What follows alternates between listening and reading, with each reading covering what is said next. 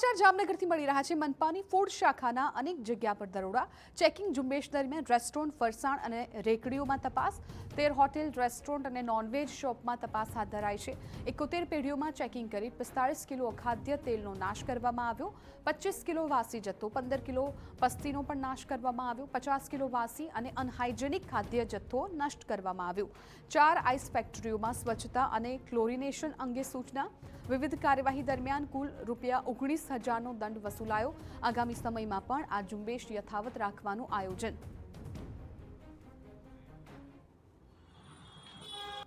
પછી વાસી ફૂડ આ ઇન્સ્પેક્શન દરમિયાન ટોટલ 75 kgનું ડિસ્ટ્રક્શન સ્થળ ઉપર કરવામાં આવ્યું છે અને અનહાઇજેનિક જણાતું પેઢીઓમાં ઇન્સ્પેક્શન કર્યું તો આવી પેઢીઓમાં આશરે 19,000 જેવી સોલિડ વેસ્ટ શાખાને સાથે રાખી અને પેનલ્ટી પણ વસૂલ કરવામાં આવી છે અને આ કામગીરી અમારી અવિરત ચાલુ છે।